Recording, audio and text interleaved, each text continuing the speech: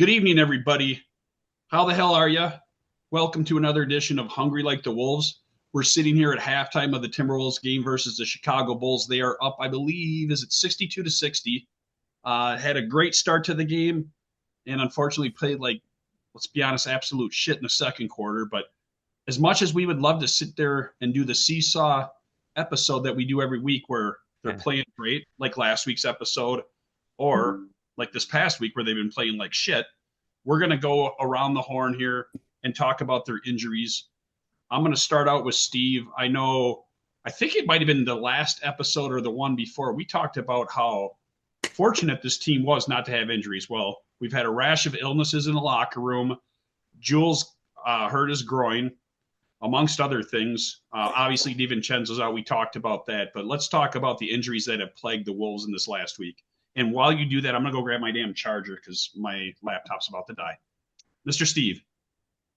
Yeah, so I don't know what they're doing in that locker room, but they need like 6 feet, masks, hand sanitizer, the whole 9 yards. Bring it back because these guys are passing something around. Everybody, in the top 9 players has been sick or questionable with illness in the last 2 weeks. It's been kind of ridiculous. And, Ant being out because of sick. Hey, we all get sick, but geez, that I think kind of led, we'll talk a little bit more about the Wizards game, I guess, but that kind of led to that. But the illnesses have been stupid. Naz Reid whacked his, sprained that one finger. He's got it all taped up like KG now. That was part of that loss too, because he banged that finger up and, had to come out. Julius Randle, for whatever we say he is or he isn't, his groin got injured and now he's out for a couple more weeks. DiVincenzo still being out, when you lose Naz Reid, Ant, Randall, and DiVincenzo, you're looking at potentially trying to replace almost 60 to 80 points for your game, right? When you lose all 4 of those.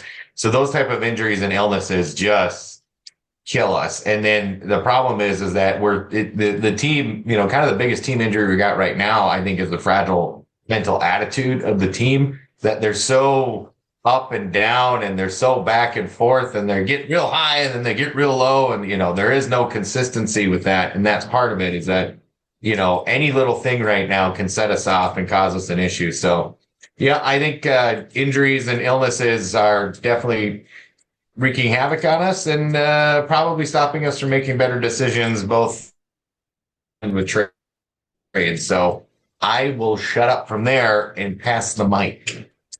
Right. Yeah. No, hit a lot of nails on the head there, Steve. I think, I mentioned last week, I think I was maybe a little bit too duckies and bunnies about the injuries. As I mentioned, I wasn't too worried because we have been rather healthy for the most part of the year. The problem that's dawned on me since that conversation is that the most prominent injury has completely nullified what I thought was a remedy to some of our woes, and that was DiVincenzo starting, Mike Conley to the bench, Mike Conley fresher legs in the fourth quarter. We don't have fresh legs Mike Conley in the fourth quarter anymore because Mike Conley's a starter. And unfortunately, Mike Conley's too old to be a starter. And that's just where I'm at with it. I love Mike Conley, one of my favorite Timberwolves of all time. It's tough to watch this, but man, until we can get somebody in there, and unfortunately, it still does not look like Rob is ready to be that guy yet.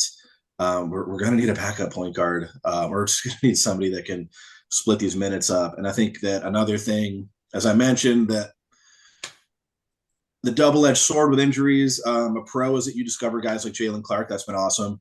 I think that the other end of that sword is that I'm also learning that Luka Garza is not playable. I don't think Luka Garza is ever going to be playable if this is the level of defense that he's playing. I mean, he gave up 20 straight points right there. So it's fun to have him in the end of the game, the fourth quarters, Garzilla minutes. But man, if that's what I saw in the first half of this game is what Luka Garza is capable of on defense, we need a backup center too. So again, I don't know that it's that we're missing Julius.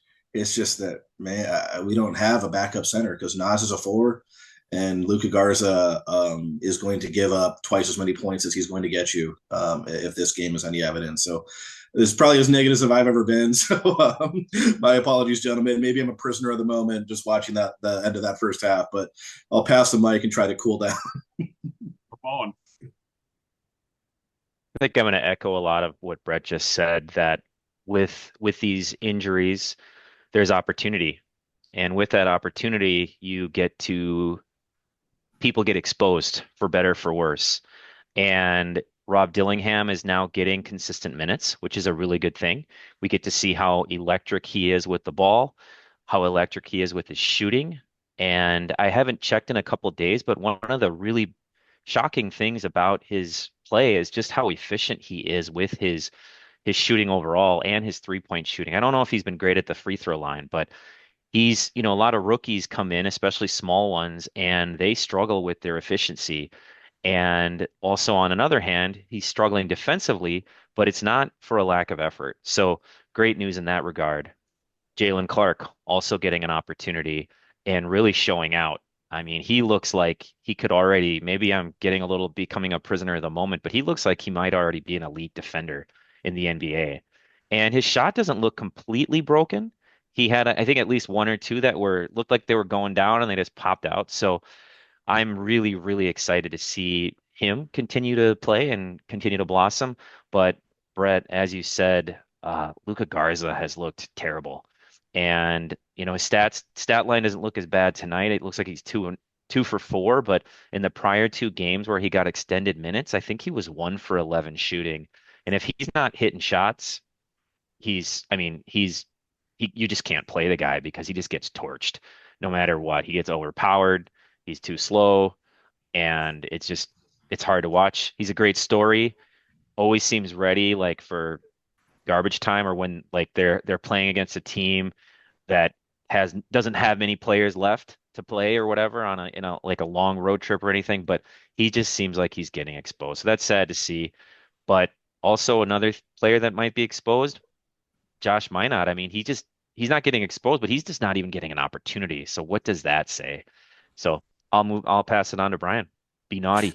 What do you think? Hey, Razor Man, I totally agree with you. The Jaylen Clark thing, I'm sure we're going to talk more about it. We got him in the second round. He was like two-time Pac-12 Defensive Player of the Year. He would have been a first-round pick in late teens or the early 20s if he didn't have that knee injury. He's just a beast. And, the Ant quote, Monk saying to him, hey, I'm glad you pulled that guy out of there, man. He was just like, ride my ass. And, that's good to have that. And I'm the wild card on the Man Cave Sports thing. You never know what's going to come out of my mouth. I'm the conspiracy guy. I swear we should do a JFK assassination episode or Bigfoot. I'll be all over that. But but back to the injuries. The thing that kills us, like everybody on the team, that flu's going through, as Mr. Steve said, the flu's going through. Everybody's got the shits for a couple of days. It's kind of like when Rudy, shut down the whole NBA with touching Don, and the microphone. I think maybe we should put Rudy in a bubble. He might be the problem with this. You just never know. But as far as speaking of conspiracy, Jules's groin. It was kind of interesting to me that happened right when we were talking about him maybe being moved and how we're going to sign Nikhil, how we're going to sign Nas next year. So I got kind of my eye on that. The medical experts of this group, Mike and Mr. Steve, they say, well, the Mayo Clinic, who are you to doubt them?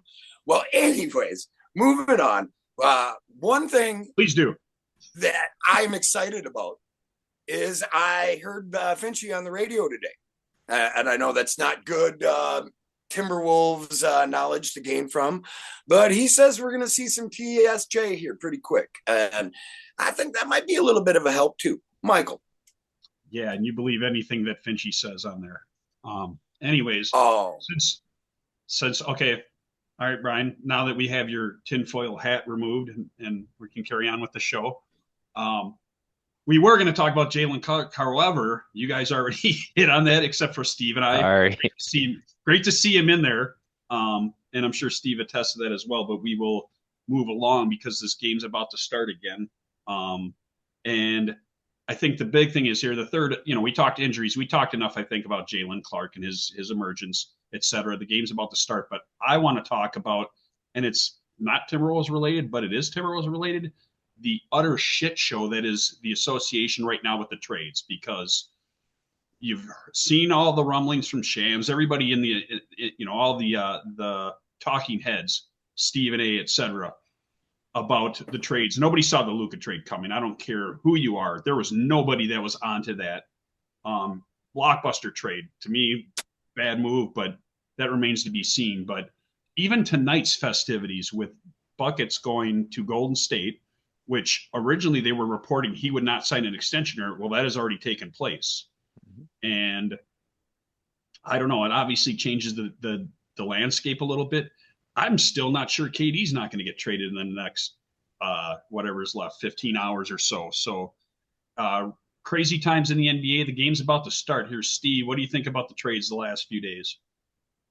Yeah, the Jimmy Butler thing I think is just ridiculous. I don't know how that helps Golden State win. Jimmy Butler is Jimmy Butler. I mean, he's proven himself down in Miami to not be the guy. I don't know that you can use him as the secondary guy either, and I don't know how he and Draymond are actually going to get along. Like, I don't, you got two dumbass alpha wannabes button heads, and it's like both of you guys are just ridiculous. But so I don't know. I that's fine by me. For me, it kind of buries the Warriors. So I'm not going to, I don't think that helps them with their playoff push. The Mavericks trade. It's definitely a win now situation, and I forgot about, they're in 10th right now. They're fighting for their playing lives right now. So I mean, they really need to get hot to even ensure playoffs.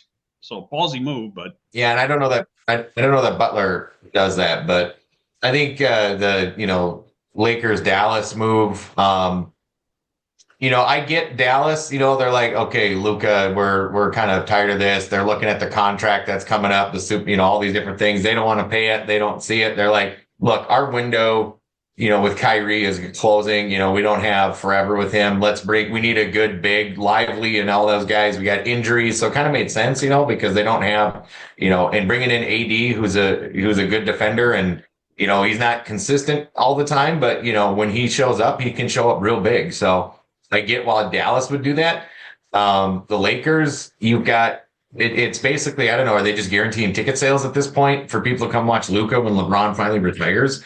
I don't see Luka carrying a franchise. Now, they've got a lot of really good 3-point shooters outside, that LeBron can feed to. So that's fine. But I don't see this really helping the Lakers long term either, unless they build additional pieces. And maybe it's a wake up call for Luka to maybe put down the cheeseburger, get on the treadmill a little bit more, and maybe instead of pushing, I'm not 270, I'm 260. Yeah, big deal. So what? Everybody takes a shit like that in the morning. It's not a big deal. So, we'll see what happens. And, but I don't know. It just, they kind of scratch my head like, all right, you're good. That's what you're going to do. That's what you're going to do. I don't see, Dallas might be able to do something in the playoffs here, but AD's inconsistency, I don't see that getting them past OKC or anybody else, in the top 4. So AD versus Zach Edey, I'll take my chances with Zach Edey down in the Grizzlies.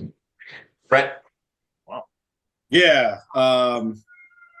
Ditto on almost every point that you just made, really. I feel very similar.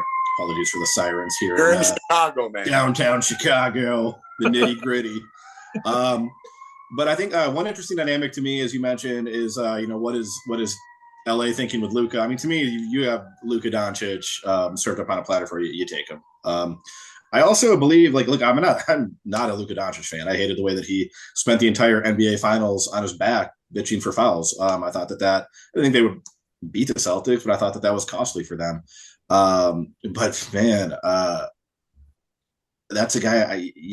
The Supermax, I understand it's expensive, but you just pay him. It's Luka Doncic. He's a hell of a player. The thing that I think that remains to be seen, though, as you mentioned, are we just looking to sell tickets when LeBron retires?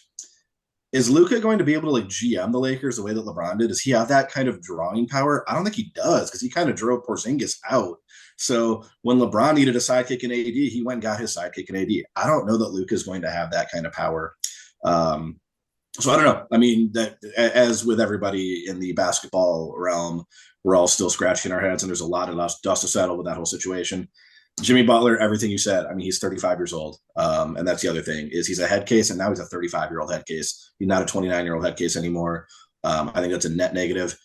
The one that I'm watching the most closely, though, to be honest with you, is De'Aaron Fox and Wemby down there in San Antonio. My God, you got an absolute alien-esque monster, a proper running mate that's on the same timeline age-wise. So, man, that's a little scary if you're a Western team with a young star that has title aspirations in the next half decade here, like we do.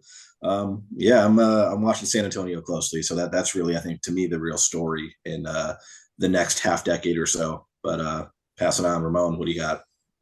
I'll try to make it quick so we can get back to the Wolves game. But the Luka trade, just nuts to me. On one hand, I feel like the reaction from many was kind of underrating Anthony Davis as a player. He's a phenomenal player. He's annoying, but he's a phenomenal player.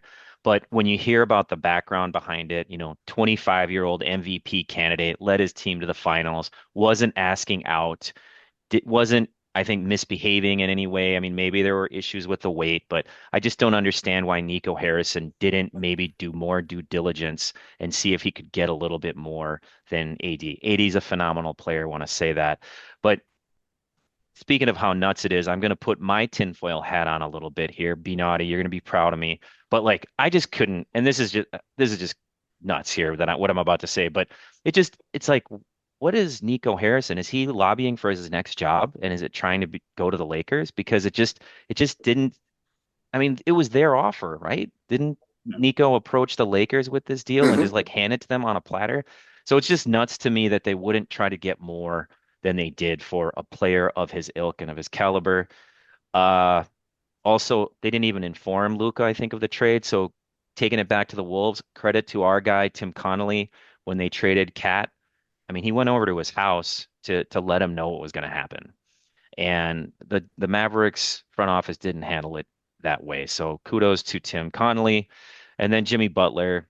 You guys know I'm not a big fan, but you just hate to see it. Hate to see a guy behave the way he has, sink a franchise, disrespect the franchise, disrespect his teammates, disrespect the city, disrespect the game. And then he still kind of gets what he wants. He still gets $120 million and he gets to go to maybe, I don't know if it's going to work out, but he still gets to go play with Steph Curry.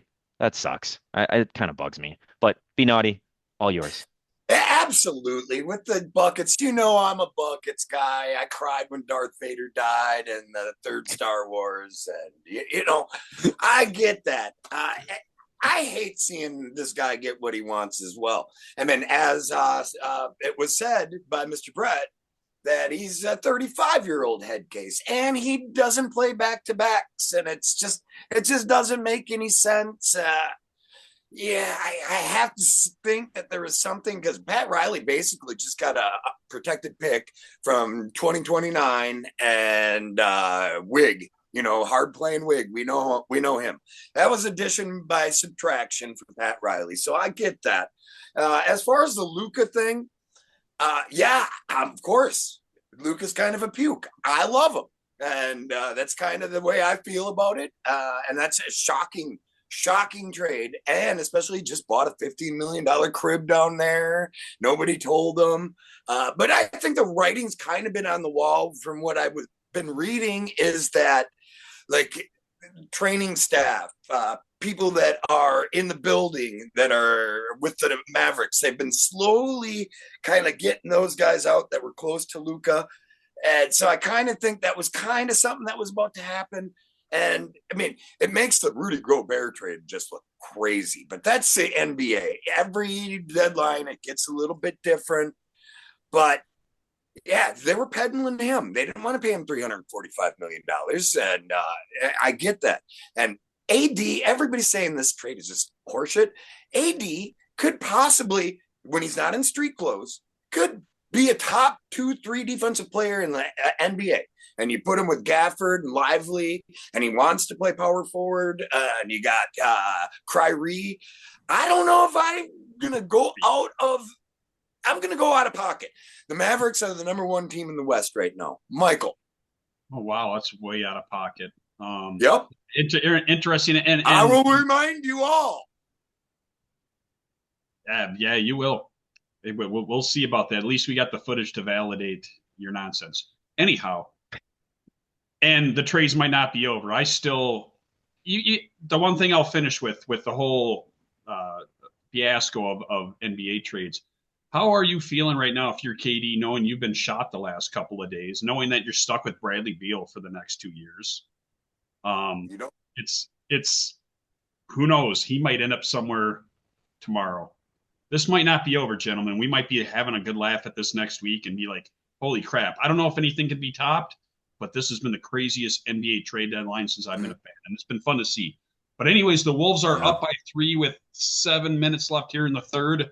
I appreciate you, gentlemen. We will be back next week for Hungry Like the Wolves. Thank you for watching, and go Wolves. Thanks, guys. We'll see ya.